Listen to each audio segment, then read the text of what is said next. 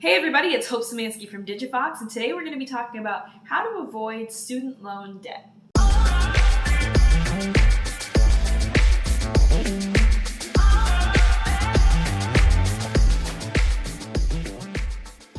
In today's world, it often just seems like debt is an important part of life. It's something that's necessary in order to succeed. It actually didn't used to be this way. Banks used to have to decide whether or not a given student was going to be a good investment for them in order to give them a loan for tuition.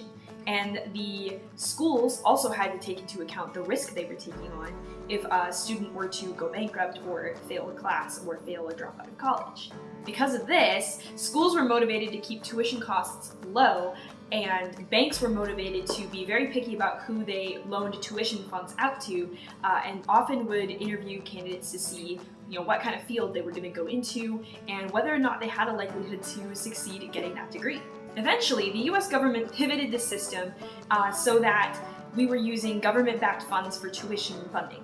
These are loans that must be paid back no matter what. There are a few exceptions, but usually this kind of loan, it has to be paid back. It's not like it was before, where the student could declare bankruptcy and the school and the bank would both lose their money.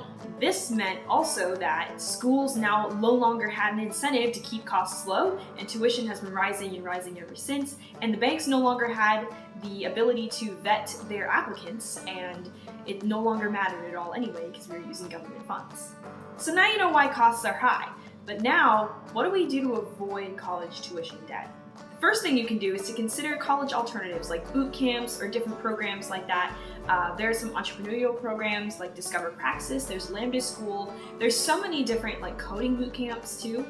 There's a lot out there if you really just look. It's definitely becoming a bigger and bigger market as time goes on.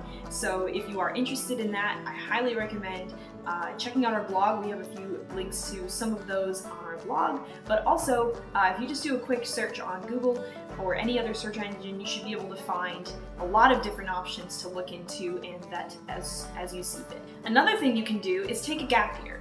Take a year off after high school, figure out what you want to do, maybe even do some work for free, figure out what kind of projects you like and what kind of work really interests you, and then after that, reevaluate your options. In the end, if you decide to go to college, awesome! Pay as much as you possibly can up front, and then pay off your loans as quickly as possible to avoid accumulating interest that's affected by compound interest. Now, I know a lot of this probably doesn't sound like groundbreaking advice, but it is something to consider. Consider alternative options.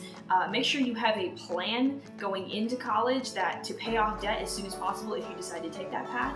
And just know that college is not for everyone. Alright, that about wraps it up for us here. If you have any questions, feel free to contact us on our customer support chat in-app or at digifox.finance. But until then, I will see you guys all in the next video. Bye!